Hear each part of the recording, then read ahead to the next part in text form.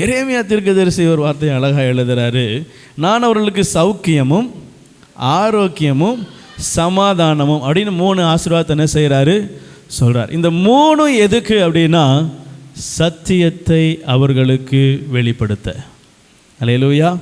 கவனிங்க, இந்த உலகத்தில் எந்த புக்கும் இந்த வேதத்துக்கு ஈடு இணையான புக்கே இதுக்கு ஒரு புக்கு ஒரு புத்தகத்தை எடுத்து இது வேதத்தோடு சம்மந்தப்படுத்தி பேசலாம், இல்லை இது வேதத்துக்கு சமமான புக்குன்னு ஒரு புக்கு என்ன செய்ய முடியாது.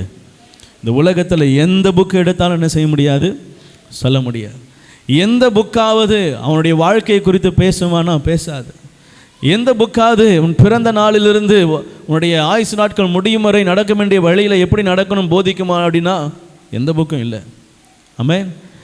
வேதம் ஒன்றே ஒரு மனிதனை நன்னெறிப்படுத்தவும் நல்வழிப்படுத்தவும் அவனுக்கு போதிக்கவும் அவனை நடத்தவும் அவன் தேவைகளுக்கு உண்டான காரியங்களிலே ஆலோசனை கொடுக்கவும் எல்லாவற்றையும் செய்ய ஆலோசனை கொடுக்கிற எல்லா காரியமும் உள்ளடக்கிய ஒரே வேதம் நம்முடைய வேதம் மட்டுமே.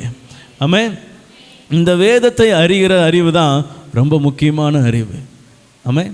ஒரு மனுஷனை குறித்து உலகப்பூர்வமாக ஆராய்ச்சியில் சொல்கிறாங்க, ஒரு மனிதன் யாருடைய முகத்தை அதிகமாக என்ன செய்கிறான் பார்க்குறானோ அவங்க முக சாயல் இவனுக்கு என்ன செய்யுமா வருமா. கணவன் மனைவி முகத்தை பார்த்தீங்கன்னா ஒருவேளை அந்த சாயல் என்ன செய்யலாம் தெரியலாம். அல்லேலூயா. இது உண்மை.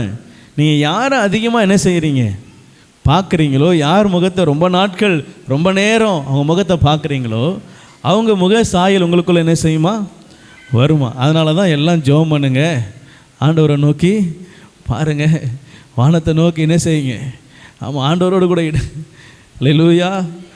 ஆமாம், நீ கணவன் மனைவியாக இருந்தீங்கன்னா உங்கள் முக ஜாடை ஒன்று உங்கள் கணவருடைய முக ஜாடை ஒத்து இருக்கணும், இல்லை உங்கள் மனைவியோட முக ஜாடை என்ன செய்யணும்.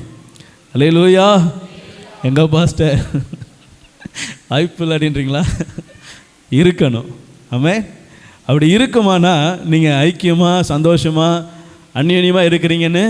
ஆமாம், உங்களுக்குள்ளே சமாதானம் இருக்குதுன்னு இங்கே சொல்லப்பட்டிருக்க பாருங்கள். உங்களுக்கு ஆரோக்கியம் சௌக்கியம் சமாதானம் இவ 3 இருந்தால் சத்தியம் உங்களுக்குள்ளே வெளிப்படும். அல்லேலூயா. இந்த 3ஐயும் ஆண்டவர் கொடுக்கறதுக்கு காரணமே சத்தியத்திற்காக தான். இந்த வேதத்தை அறிந்து கொள்ள வேண்டும். ஆமென். கவனிங்க, உங்கள் முக சாயல் கிறிஸ்துவுடைய சாயலாக மாறணும் அப்படின்னா நீங்கள் தினந்தோறும் இந்த வேதத்தை வாசிக்கணும்.